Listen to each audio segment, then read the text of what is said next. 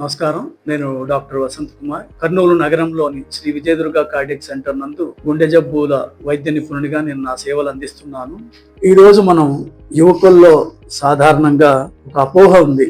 మద్యం లేదా alcohol, beer తాగితే మనకు హార్ట్ అటాకులు రావు, గుండె జబ్బులు రావు అని, లేదా మనం లావు అవుతాం, మనలో మనోధైర్యం పెరుగుతుంది అనే కొన్ని అపోహలు ఉన్నాయి. పురాతన కాలం నుంచి కూడా ఈ మద్యపానం అన్నది, సురాపానం అన్నది ఉన్నది. ఇది మానవులకు ఉన్న అత్యంత కామన్ గా ఉండే అలవాటు. ఈ సురాపానం వల్ల, మద్యపానం వల్ల, బీరు ఇవన్నీ ఆల్కహాల్ తీసుకోవటం వల్ల మనకు వచ్చే లాభాలేంటి, నష్టాలేంటి? లాభాల గురించి ఆలోచిస్తే ముందుగా మత్తు ఉంటుంది, మూడ్ ఎలివేట్ అవుతుంది, సంతోషం వస్తుంది, గుండె వేగంగా కొట్టుకుంటుంది, మనకు మెదడులో మనకున్న ఇన్హిబిషన్స్ తొలగిపోయి మనం మనసులో ఏం మాటలు అనుకున్నామో దాన్ని మనం బయటికి కూడా చెప్పేస్తూ ఉంటాం. ఇది ఒక రకంగా చూస్తే సురాపానం వల్ల ఏ మాత్రము లాభాలు లేవు, ఎటువంటి బెనిఫిట్స్ లేవు. వీటికి ఉన్న రిస్క్స్ ఏంటి అంటే, ఈ ఆల్కహాల్ ఎక్కువగా తాగటం వల్ల మానసిక సమస్యలు, ఆర్థిక సమస్యలు, సామాజిక సమస్యలు, శారీరక సమస్యలు కూడా వస్తాయి. సో మనం శారీరక సమస్యల గురించి ఆలోచిద్దాం. ఎక్కువగా ఆల్కహాల్ తీసుకోవటం వల్ల మనకు గుండె మీద ముఖ్యంగా హార్ట్ ఫెయిల్యూర్ రావటం, బ్లడ్ ప్రెషర్ పెరగటం, ట్రైగ్లిసరైడ్స్ పెరగటం, గుండె పంపింగ్ కూడా తగ్గిపోవటం లాంటివి మనం చూస్తూ ఉంటాం. విదేశాల్లో ఆల్కహాల్ను పెద్దగా వేరే అనవసరమైన తిండ్లు లేకుండా తీసుకుంటారు.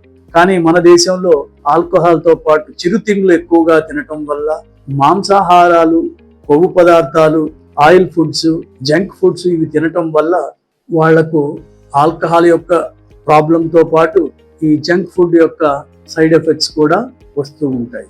ఆల్కహాల్ వల్ల ఇప్పుడు విదేశాల్లో చాలా చోట్ల సెకండరీ హైపర్ టెన్షన్ అన్నది చాలా కామన్ అయిపోయింది. అంటే బ్లడ్ ప్రెషర్ పెరగటం, ఈ ఆల్కహాల్ తగ్గించేస్తే బ్లడ్ ప్రెషర్ తగ్గిపోతుంది. అలాగే ఆల్కహాల్ వల్ల హార్ట్ ఫెయిల్యూర్ పెరగటం, ఆల్కహాల్ వల్ల గుండెకి సంబంధించి ఏట్రల్ ఫిబ్రిలేషన్ అన్నది రావటం. సో ఈ కారణాల వల్ల ఆల్కహాల్ మనకేదో గుండెకు మంచి చేస్తుంది అనే అపోహ ఏదైనా ఉంటే అది మీరు తొలగించండి. వైన్ తాగటం వల్ల బెనిఫిట్స్ కంటే కూడా ఈ ఆల్కహాల్ ఇవి తీసుకోవటం వల్ల వచ్చే నేను చెప్పిన శారీరక, మానసిక, ఆర్థిక, సామాజిక సమస్యలు ఎక్కువ.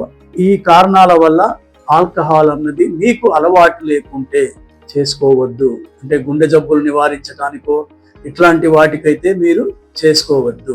సోషల్ డ్రింకింగ్ అంటాం. అంటే 10 మంది స్నేహితులతో, ఫ్రెండ్స్తో కలిసి ఏదైనా అకేషన్లో తాగినప్పుడు దానివల్ల పెద్దగా సమస్యలు లేకపోయి ఉండొచ్చు.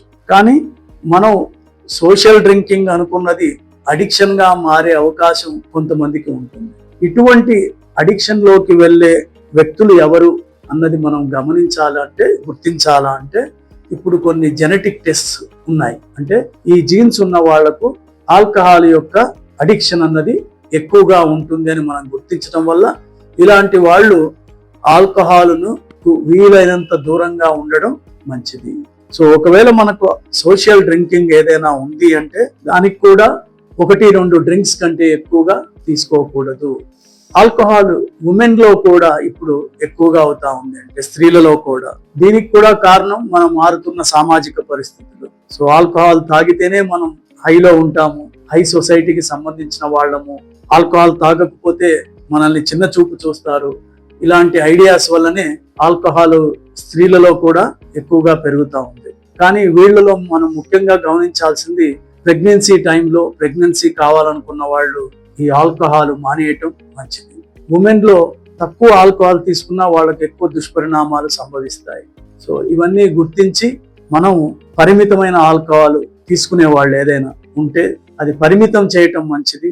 వీలైనంత వరకు ఆల్కహాల్కు దూరంగా ఉండటమే యువకులు, హృద్రోగం ఉన్నవాళ్ళు, బీపీ, షుగర్ ఉన్నవాళ్ళు పాటించాల్సిన నియమాలు.